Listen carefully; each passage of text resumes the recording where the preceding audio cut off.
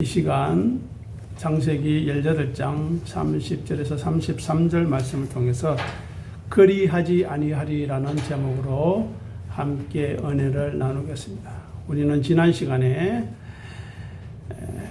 찾으면 용서하리라는 내용을 살펴보았습니다. 26절을 보시기 바랍니다. 찾으면 용서하리라. 28절도 보시기 바랍니다. 찾으면 멸하지 아니하리라 말씀하셨습니다. 그 내용이 무엇인가 우리는 생각했고, 오늘은 또 과연 우리 안에 아브라함의 마음이 있는지 한번 확인해 보도록 하겠습니다. 18장 30절은 소돔과 고모라를 멸망시키려는 하나님의 계획 앞에서 아브라함이 묻습니다. 의인 30명이라도 있으면 용서해 주시겠습니까? 라고 네 번째 질문하는 장면입니다. 이때 아브라함은 내 주여 노하지 마옵소서 이란 표현을 사용하고 있습니다. 여기 이 말 속에 담긴 아브라함의 복합적인 심정은 어떠했겠습니까? 하나님께서 이 끈질긴 요구를 허락해 주시고 들어주신 이유가 무엇일까 하는 것입니다. 과연 내 주여 노하지 마옵소서라는 그 말 속에 담긴 아브라함의 마음은 어떠했을까 하는 것입니다. 아브라함의 이 말은 단순한 두려움이 아닐 것입니다. 창조주와 피조물 사이의 차이를 인식하는 겸손함과 그럼에도 불구하고 소돔과 고모라에 있는 그 생명들에 대한 포기할 수 없는 사랑이 뒤섞여 있는 것 같습니다. 아브라함은 앞서 27절에서 자신을 이렇게 고백했습니다. 티끌과 재와 같다고 이야기했습니다. 그는 그 자신이 지금 감히 우주의 재판장이신 하나님의 결정에 대해 이 일을 제기하고 숫자를 깎아내리며 흥정 아닌 흥정을 하고 있다는 사실을 알고 있었을 것입니다. 자칫하면 하나님의 거룩한 권위를 침해하거나 번거롭게 해드릴 것처럼 보일 수 있기 때문에 조심스럽고 떨리는 마음으로 하나님의 자비를 구하는 것 같습니다. 여기에 피조물로서의 극진한 겸손과 하나님에 대한 경외심이 나타나고 있습니다. 그러면 우리는 예배 자리에 나와 있는 우리의 인식은 어떠한가 하는 것입니다. 아브라함처럼 티끌과 재와 같은 존재임을 인식하고 있습니까? 먼지와 안개 같은 존재임을 고백하고 있는가 하는 것입니다. 하나님의 은혜가 없이는 보잘것없는 하찮은 아무 가치 없는 존재임을 고백하며 은혜를 사모하고 있는가 하는 것입니다. 그 심령이 바로 하나님의 사람이요 믿음의 사람인 것입니다. 그럼에도 불구하고 아브라함이 하나님과의 대화를 멈추지 않는 이유가 무엇일까요? 혹시 그 성에 살고 있는 조카 롯과 그 가족들, 아니면 혹시 있을지 모를 의인들에 대한 사랑 때문이었을까요? 아브라함은 하나님께서 화를 내시면 어떡하지라는 자기 안전에 대한 두려움보다 저 성이 불타게 된다면, 저 성이 망하게 된다면 그 안에 있는 사람은 어떻게 될 것인가 하는 타인의 생명에 대한 안타까움이 더 컸기 때문에 두려움을 무릅쓰고 입을 뗀 것은 아닐까 생각해 봅니다. 이것이 바로 한 영혼이라도 구원하기 위해서 끈질기게 하나님 앞에 간구하는 아브라함의 심정이라 할 것입니다. 그리고 아브라함이 계속해서 숫자를 낮추면서까지 하나님과 대화할 수 있었던 이유는 하나님이 자비로운 무자비한 폭군이 아니라 정의롭고 자비로우신 분이라는 믿음이 있었기 때문이라 생각합니다. 하나님께서 정말로 의인을 악인과 함께 멸하실 분이 아니라는 것을 믿었기 때문에 아브라함은 하나님의 선하심에 기대어 30명, 20명, 10명까지 나아갈 수 있었을 것입니다. 노하기를 더디하시고 인애와 자비를 베풀기를 기뻐하시는 하나님에 대한 신뢰와 믿음 때문이 아니었겠습니까? 그렇다면 하나님께서 그 말을 허락하시고 들어주신 이유가 무엇일까요? 하나님께서는 아브라함의 이러한 반복된 요구를 금방지다, 무례하다 화내지 아니하시고 매번 그래 10명, 30명 그 사람이 있어도 멸하지 아니하겠다 말씀해 주셨습니다. 26절부터 한번 보십시오. 찾으면 용서하리라. 28절 찾으면 멸하지 아니하리라. 29절 말미암아 멸하지 아니하리라. 30절 찾으면 그리하지 아니하리라. 31절 말미암아 그리하지 아니하리라. 32절 말미암아 멸하지 아니하리라. 5번입니다. 바로 하나님의 은혜를 나타내는 숫자입니다. 그 이유가 무엇일까요? 또 누가 아브라함처럼 이렇게 하나님 앞에 나가서 말씀을 할 수 있을까요? 우리는 어떠합니까? 우리는 쉽게 포기하지 않습니까? 아브라함을 하나님께서 동역자로 대우하신다는 표현이기도 합니다. 우리가 이미 살펴본 바가 있듯이 18장 17절에서 하나님께서 말씀하셨습니다. 내가 하려는 것을 아브라함에게 숨기겠느냐. 하나님께서는 아브라함을 단순한 피조물이 아니라 하나님의 마음을 나누는 친구이자 언약의 파트너로 여기셨던 것입니다. 친구가 친구의 결정에 의견을 묻는 것을 기꺼이 받아주신 것입니다. 이 얼마나 놀라운 일이며 은혜로운 일입니까? 마찬가지입니다. 우리가 지금 이 예배에 나와서 함께 예배할 수 있는 것이 아브라함보다 더 큰 은혜로운 일이요, 더 놀라운 일이라는 사실을 알고 감사하고 감격하며 기뻐하는 것입니다. 우리는 이미 예수님께서 사람이 친구를 위하여 자기 목숨을 버리면 이보다 더 큰 사랑이 없다고 하시면서 죄인과 원수된 우리를 위하여 목숨을 버리시는 예수님이 우리를 어떻게 대접하고 있는가에 대해서 살펴보지 않았습니까? 그러면서 너희는 내가 명하는 대로 행하면, 나를 섬기고 따르면 곧 나의 친구라 말씀해 주셨습니다. 그리고 덧붙이시기를 내가 내 아버지께 들은 것을 다 너희에게 알게 하였기 때문에 너희를 친구라 하였다고 하시는 놀랍고 엄청난 은혜를 지금 예배 자리로 나온 우리 한 사람 한 사람이 받고 있음을 확인해야 하는 것입니다.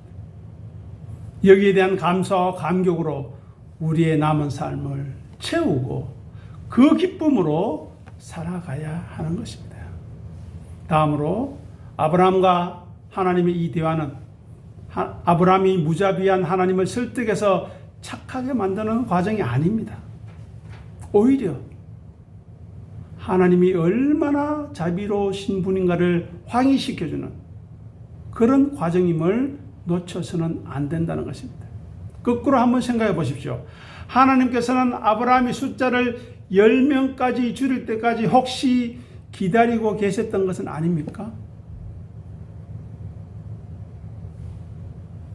이것을 통해서 나는 악인을 심판하기를 절개하는 하나님이 아니라 가능하다면 참고 기다리고 구원하기를 원하신다는 것입니다. 하나님의 그 깊은 속마음을 아브라함이 깨닫게 하셨던 것입니다. 타락한 인생들을 향하신 하나님의 본심, 그것을 가르치기 위해 허락하고 있음을 우리는 생각해야 합니다. 디모데전서 2장 4절에서 그 내용이 나오는데요. 우리 순서지 밑에서 같이 읽어보도록 하겠습니다. 읽겠습니다.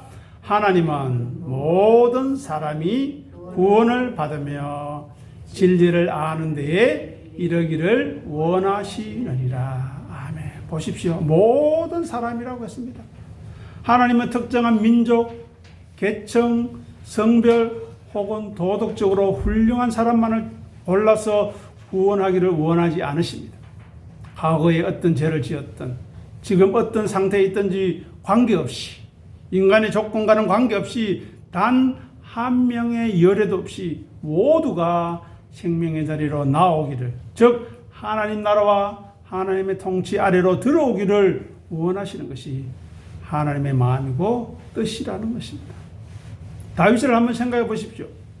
다윗은 충신 우리아를 살인 교사하여 죽였습니다.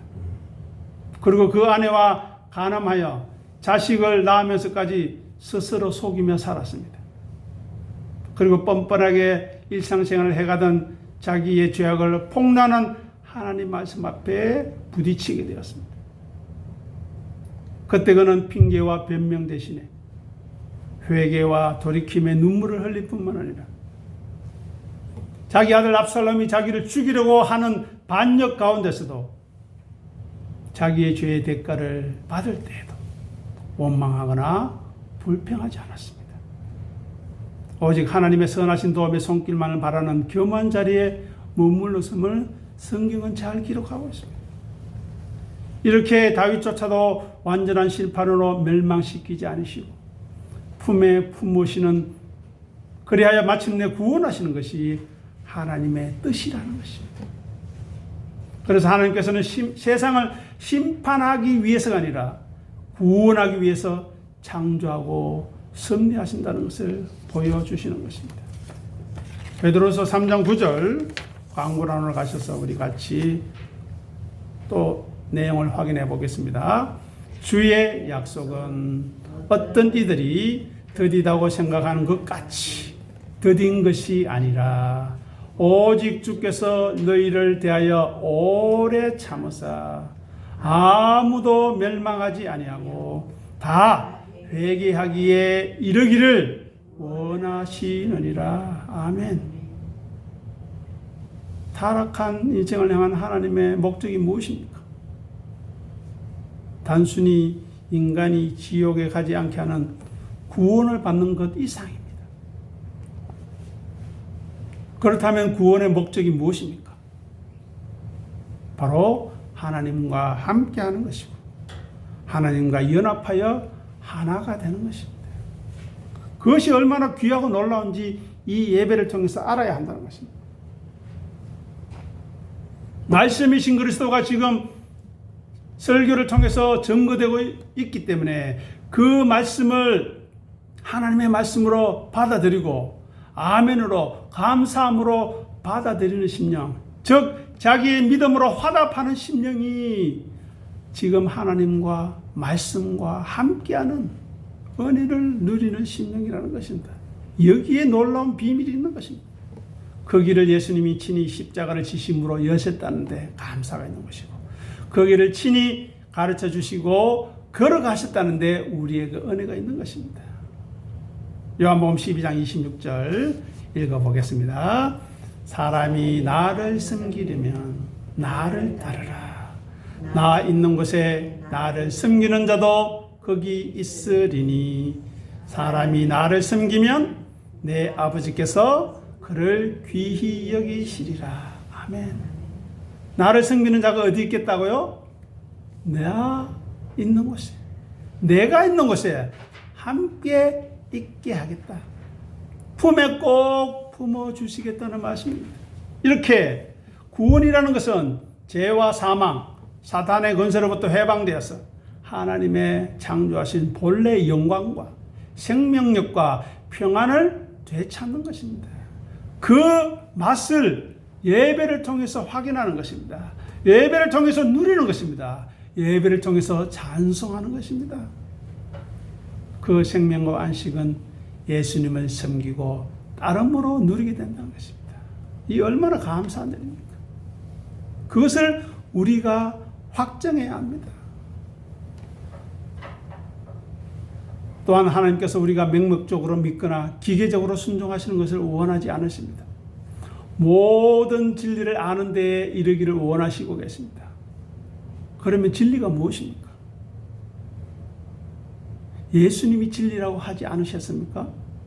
내가 곧 길이요 진리요 생명이니. 요한복음 14장 6절에서 분명히 말씀하셨습니다. 진리이신 예수님이 말씀하셨습니다. 나를 섬기고 나를 따르면 내가 있는 곳에 나를 섬기는 자도 거기에 있게 하겠다 말씀하셨습니다. 즉 진리와 일체가 되게 하겠다는 것입니다. 이것이 바로 구원의 목적입니다. 최종 목적입니다. 하나님께서 예수님을 이 땅에 보내신 이유이며 우리로 하여금 예수님을 믿게 한 하나님의 뜻이라는 것입니다. 그리고 하나님께서는 우리가 구원을 선물로만 받고 끝나는 것이 아니라 나를 구원하신 하나님이 어떤 분이신지, 그 사랑이 얼마나 크고 놀라운 것인지, 복음이 무엇인지를 깊이 깨닫게 하시고 인격적으로 반응하기를 바라십니다. 우리는 그 사랑과 은혜와 긍휼과 자비가 시간이 지날수록 예배에 참여하여 하나님을 찬송하고 기도하는 시간이 지날수록 커지고 있습니까? 감사할 일입니다. 그 사람이 복된 사람이요, 그 심령이 하나님의 사람인 것입니다. 즉 예수님을 섬기고 따르는 사랑의 교제가 최종 목적지인 것입니다. 다시 본문으로 내용으로 돌아오겠습니다. 아브라함의 간절한 중보는 하나님의 통치를 한 사람이라도 놓치지 않게 하기 위해서 하는 이야기입니다. 그럼에도 불구하고 소돔은 어떻게 되었습니까? 소돔과 고모라는 멸망하게 되었습니다. 이것은 아브라함의 기도가 부족해서가 아니었습니다. 하나님의 긍휼이 모자라서가 아니었습니다. 그 성에 의인 10명조차 없었기 때문입니다. 그러면 우리 스스로에게 물어보아야 합니다. 그러면 우리는 하나님이 우리를 기뻐하고 계시는가? 나를 보고 아무개야 정말 충성하고 있구나, 잘하고 있구나, 수고하고 있구나 말씀하시겠는가 하는 것입니다. 우리의 믿음을 통해 우리 가정과 우리 교회와 우리나라를 붙드시고 세워주실 것인가 하는 것입니다. 아니면 그 의인이 없어서 우리도 소돔과 고모라처럼 사라질 것인가 하는 것입니다. 어떻습니까? 하나님이 아브라함의 간구를 다 들어주심으로써 역설적으로 소돔과 고모라의 죄악이 얼마나 심각한지가 드러났습니다. 그렇죠? 훗날 소돔의 멸망에 대해서 하나님이 너무하셨다 말할 수 없습니다. 하나님이 아브라함과의 약속대로 최대한의 자비 10명의 기준을 베푸셨음에도 불구하고 그들이 그 기준에 미달했기 때문에, 그것이 증명되었기 때문에 아브라함의 간절함이 무엇이었는가, 또 하나님의 심판의 공평 무사함이 어떠했는가를 지금도 이 시간 우리에게 말씀하는 것입니다.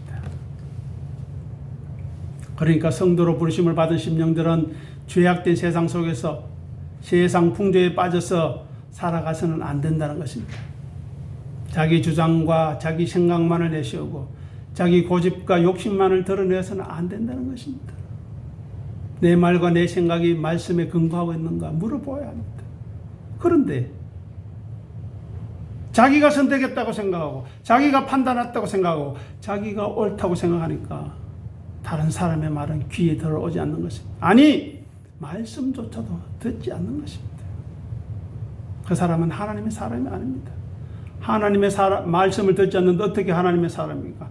왕의 말을 듣지 않는데 어떻게 그 나라의 백성입니까? 그거는 반역죄입니다. 처단당해야 되는 것입니다.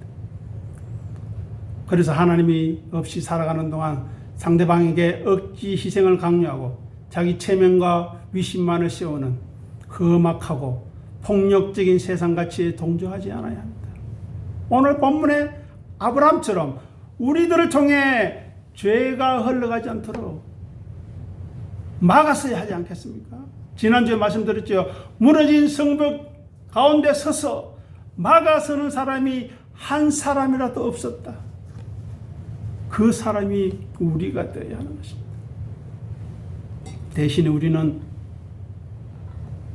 자기를 비우고 낮추어서 자기를 부인하고 자기 십자가를 지는 믿음의 사람이 되어야 합니다.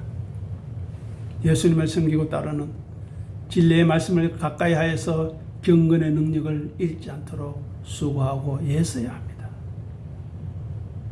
그래서 진실한 믿음의 사람이 동시대에 지금 우리와 함께 살아가고 있다는 그 자체가 여전히 자기 생각대로 자기 고집대로 살아가는 죄인들을 심판하는 근거가 된다는 것입니다.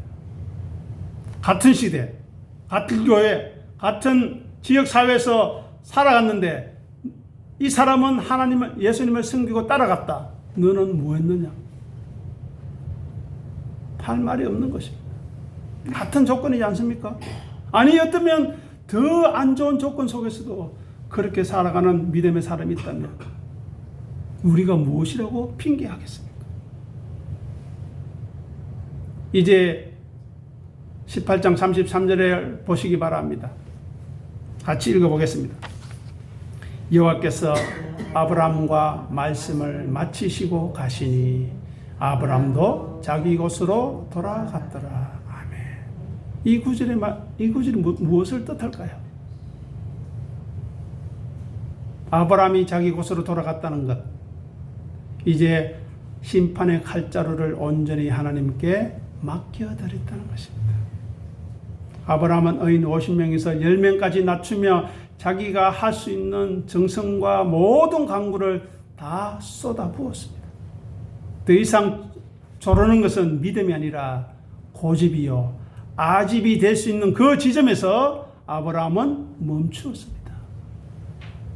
이렇게 기도는 내 뜻을 하나님께 관철시키는 간절함으로 시작할 수 있겠지만 그 끝은 항상 하나님의 처분이 옳습니다. 하나님의 판단이 공의롭습니다. 하나님의 생각이 정의롭습니다라고 항복하는 것으로 맺어져야 하는 것입니다. 아브라함은 그 이후에 소돔 앞에 텐트를 치고 농성 부리지 않았습니다. 항의하지 않았습니다. 집으로 돌아갔다고 합니다. 이것은 바로 25절에 나오는 세상을 심판하시리가 정의를 행하실 것.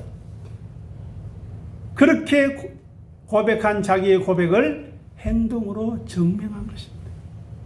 자기의 기도의 결과에 대한 전적인 맡김과 의뢰, 그리고 공의로우신 하나님에 대한 신뢰에 대한 순종의 표현이 바로 돌아갔다는 의미입니다. 33절 앞부분에 보십시오.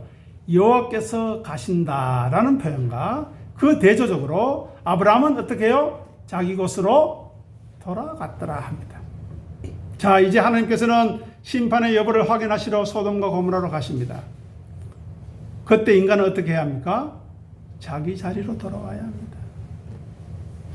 신과 인간의 영역이 분명히 구분되는 것을 보여주는 대목입니다. 우리는 타인이나 세상을 위해 마음을 품고 간절히 기도할 수 있습니다. 우리 자녀들을 위해서, 우리 교회를 위해서 하나님의 말씀 앞에 진실하게 설기를 위해 기도할 수 있습니다. 하지만 그들의 구원의 문제나 역사의 운명을 직접 우리가 결정하거나 통제할 수 없는 연약한 인간이라는 것에 철저히 항복해야 합니다. 하나님은 하나님의 일을 하시고 우리는 우리의 일상, 가정과 생업으로 돌아와서 성실히 살아가는 것. 그것이 건강한 신앙인의 모습이라 할 것입니다. 기도가 끝났으면 삶의 현장으로 돌아와야 합니다. 인간의 본분의 자각과 일상으로 복귀해야 합니다. 그리고 그 속에서 자기 본과 자기 십자가의 흔적이 남아있는가 항상 생각해야 합니다. 그리고 아브라함은 하나님과의 대화가 끝나고 난 이후에 불안에 떨며 그 자리를 배회했다는 기록이 없습니다. 그는 묵묵히 돌아갔습니다. 제가 볼 때는 물론 뒤에도 나오지만 차마 내 조카 롯은요, 내 조카 롯과 그 가족들은요, 라는 말을 입 밖에 내지 못했습니다. 묵묵히 돌아갔습니다. 이것은 하나님과의 대화 속에서 충분한 정서적인 교감을 나눴음을 뜻합니다. 나중에 살펴보겠지만 소돔과 고모라를 멸망시키면서 아브라함을 생각해서 롯을 유념하셨더라, 생각하고 있었더라 라는 말씀이 나옵니다. 저는 그 말씀을 들으면서 너무 감동이 오곤 했습니다. 하나님은 우리가 입 밖으로 내지 못했던 그 기도조차 그 마음조차 기억하시고 들어주신다는 것입니다. 비록 소돔성의 운명이 의인의 10명이 없는 것으로 확인되었지만 아브라함은 하나님과의 대화를 통해서 하나님이 얼마나 자비로우신 분이신지 그 성품을 확인했을 것이고 우리도 확인해야 합니다. 하나님께서는 결코 억울하게 의인을 죽이실 분이 아니라는 마음의 확신을 얻었기 때문에 결과가 눈에 보이지 않아도 평안한 마음으로 발길을 돌릴 수 있었던 것입니다. 그래서 아브라함이 자기 곳으로 돌아갔더라 하는 이 말은 치열하게 기도한 자만이, 간절하게 하나님 앞에 매달린 자만이 누릴 수 있는 거룩한 내려놓음이라 할 수 있겠습니다. 하나님, 제가 할 말은 다 했습니다. 이제부터는 하나님의 주권에 맡깁니다. 당신은 선하십니다. 하나님의 뜻을 이루어 주십시오.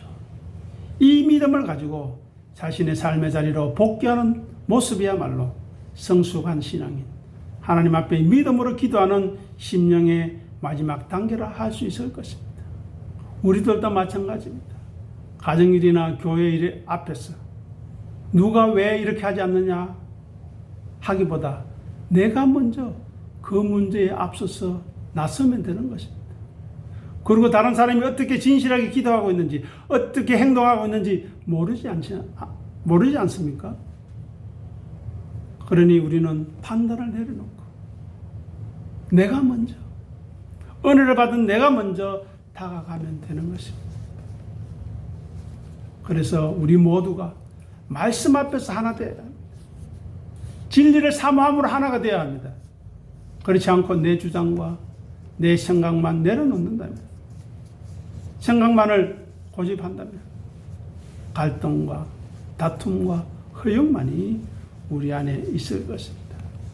오늘 본문처럼 그리하지 아니하리라 하시는 그 하나님의 말씀, 그 말씀 속에 담긴 하나님 뜻이 무엇인가를 깊이 생각하고 우리들도 진실하게 간구하되 거룩한 내려놓음을 할 수 있는, 그리고 진실하게 기다릴 수 있는 우리의 믿음의 삶이 되기를 간절히 소원합니다. 기도하겠습니다. 아버지 하나님, 은혜를 감사합니다. 아브라함의 간절한 모습 앞에 우리들을 돌아봅니다. 티끌과 재와 같은 존재이지만 하나님의 은혜를 사모하며 기도하는 아브라함의 모습과 찾으면 그로 말미암아 내가 멸망하지 않겠고 그리하지 아니하리라고 5번이나 말씀하시는 그 하나님의 긍휼하심 앞에 우리들도 항복하게 도와주시옵소서. 우리 자신 스스로가 먼저 우리 하나님의 은혜가 어떤 것인지, 긍휼이 무엇인지를 깊이 생각하고 거기에 침잠하여서 그 은혜를 나누는데 힘쓰고 애쓸지언정 남을 판단하고 남을 정죄하는 자리에 서지 않도록 도와주시옵소서. 아브라함이 소돔과 고모라조차도 정죄하고 판단하지 않고 하나님 앞에 의인 10명이 있다면 어찌 하시려나이까 기도하는 그 기도의 마음이 우리에게도 있게 도와주시옵소서. 감사하며 우리 주님 예수 이름으로 간절히 기도드립니다. 아멘.